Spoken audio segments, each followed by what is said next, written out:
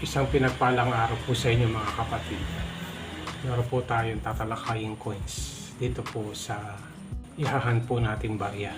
No? Meron po akong mga barya na kung saan na naipon. More or less ito po ay nakakalaga ng 1,000 mga barya. Puro tagpipiso na aking naipon. At alamin po natin ito kung meron ba akong makikitang hard to find coins dito sa mga baryang ito. Yan, mga year 2005 na piso at saka yung error coins na ating tatalakayin.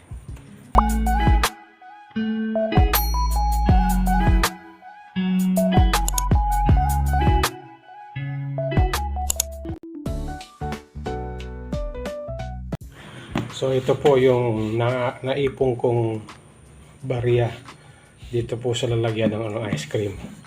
Ayan. Ito po ay nasa 3.4 liters. Ayan. So ito po, no? Ayan.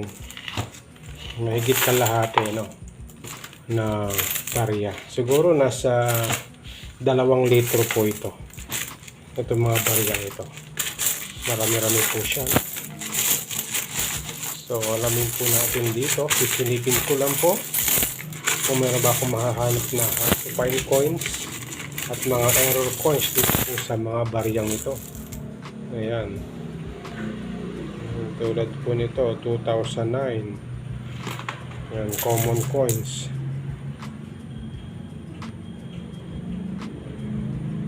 - 2007 common na rin po ito. 2016 common coins. 2011 common coins. 2010 or 2010 common coins.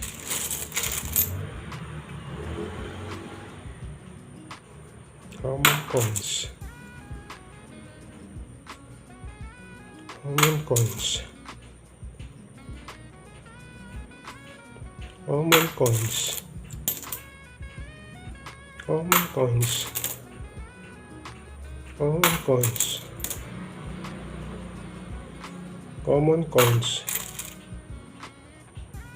Common coins. Common coins.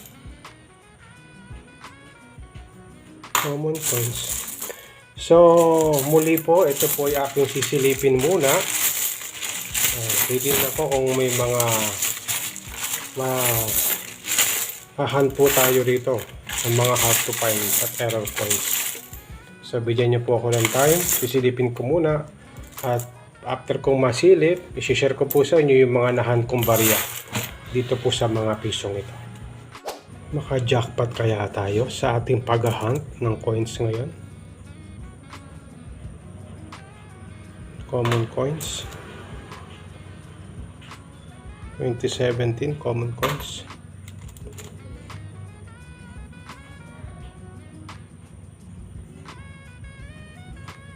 Uy, doble cara.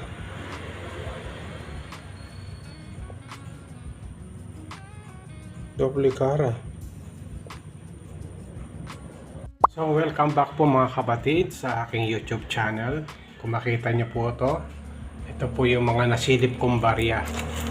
Ayan, more or less nasa 1,000 po ito, no? At dito po sa aking nasilip, ito po yung 4 na barya na aking tatalakayin ngayon. So ayan, zoom po natin sandali. Ayan, 4 po na barya.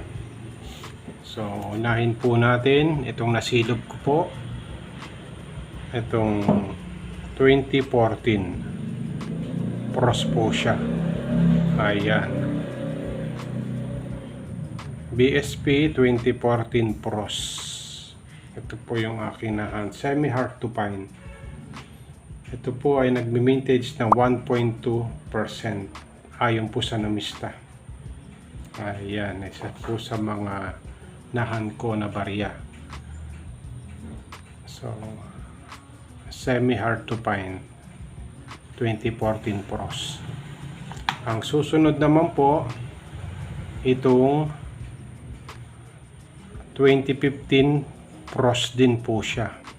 Ayan. So, BSP 2015 Pros. Dito po sa 1 peso. Ayon sa Nimista, ito po yung nagme-mintage ng 2%. Ayan. Nasa 2% po siya, no? So, common coins lang din po ito. Kasi marami na po tayong makikitang ganito. Sa 2015 Pros. Ayan. Ang pangatlo naman po na kinahunt ay itong ayan, 1 peso NGC. Upper Mint Mart. Ayan. 2018. 1 peso Upper Mint Mart. Makikita nyo po yung kanyang Mint Mart ay nakaangat sa pangalan ni Dr. Jose Rizal. Sa mga baguhan po natin, ano? Ito po ay semi-hard to find din, no? So, ayan. Ito po yung dapat natin i-hunt na magkakaroon mataas na value. At yung kanyang Pilipinas ay nakaabante ng Republika ng Pilipinas. 2018 Upper Mint Mart. Ayan po. Semi-hard to find. So, sa ngayon po, ito'y mailap na rin na makita, no? So, ito po ay nagme-mintage ng 2%. Ayon po sa Numista. 2018 NGC Upper Mint Mart. Ito po yung aking nahunt din, no? So, pangatlo naman sa aking nahunt, ito pong ayan, NGC 2018 Doble Cara. Ayan. So, mga kapatid po natin, paano natin malalaman kung ito po ay legit na Doble Cara? Ayan. Ang akala ko naka-jackpot na ako dito eh, no? Malalaman po natin na ito po ay legit na error coins. Titignan po natin yung kanyang side dito po, no? Ayan. Kung makikita po ninyo, parang may pinatong po na dalawang coins dito sa bariyang ito. Ayan, makita po natin, no? Ayan, no? Kung matitignan po natin yung isang barya, yan, ito po yung legit na barya. Ayan. At titignan naman po natin yung isa. Ayan. Halos magkaparehas po sila ng laki o size. Pero ito po ay mukhang pinagpatong. Ayan, no? Akala ko legit na itong Doble Cara coins eh. Yung pala, ang ginawa ng mga kapatid po natin, inis po siya sa semento, ginanyan. Ayan, hanggang sa naging manipis. Inis-is o kaya sa liha. Ayan, inis-is sa liha. At nung ito ay naging manipis na, itong dalawang barya na ito na NGC, pinagpatong po sila. Kaya yun, dinikitan siguro ng Mighty Band at anumang pantikit. Ayan, napagkamala mo tuloy Doble Cara. Ayan, no? Manipis eh, kasi itinan nyo, no? Magkasilaki lang sila. O, di ba? Ito makapal, ito manipis. Pinagdikit. Ayan. Kaya ang tingin mo, parang Doble Cara. Pero sa totoo lang, ito po ay damage coin na. Ayan. Akala ko naka-jackpot na ako. Yung pala, damage coins na. Hindi po siya legit na error. Kundi ito po ay sinadya na barya. Kaya naging ganyan. pinagpatong po siya. So yan po, sa mga baguhan makikita po natin na legit yung ating barya. Kung ito po ay doble cara, kinakailangan ganito po yung kanyang side. Ayan, wala po siyang hati sa gitna. Ayan, i-zoom nyo na lang po yung ganitong barya para makita nyo na talagang smooth siya. Hindi katulad nito. Ayan, halatang pinagpatong. So yan po, no,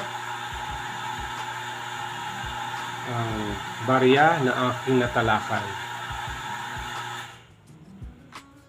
So kung meron po kayong legit na ganito na doble cara, pwede po kayo mag-PM sa akin, at kung malapit kayo dito sa San Fernando, pwede po tayo mag-meet up at mabilihan ko po kayo ng ganitong coins na legit, no. Ayan. So tatabi ko na lang po ito, no, para at least meron po akong idea kung anin po ba yung legit na barya, no. Kita nyo, no, malaking pinagkaiba, pinagpatong na. Isa dito makapal. Ayan, napagkakamala mong error pagka kinanito mo, pero hindi pala, sinadya ang kanyang pagka-error. So maraming salamat po sa inyong pagsubaybay sa aking YouTube channel. Kung meron po tayo natutunan, please like and subscribe sa aking YouTube channel. Salamat po sa mga OFWs, sa mga senior citizen, sa mga coin vlogger po natin na patuloy na sumusubaybay sa akin. Marami pong salamat. Ipanalangin po natin ang giyera sa Israel at saka sa Iran. Apektado po tayo dahil tumataas po yung bilihin, lalong-lalo na po yung gasolina. Pagpray natin na magkaroon ng kapayapaan, magkaroon ng unity ang bansang ito upang hindi na magkaroon ng tension sa iba't ibang bansa, no?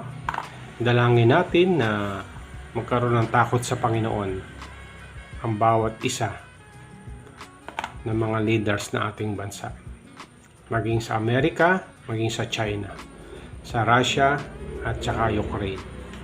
Ang dalangin po ang kapayapaan at gabay ng Panginoon ay kanilang mga leaders o sa mga presidente. Maraming salamat sa inyong pagsubaybay. Ingatan, pagpalain po tayo ng ating Panginoon.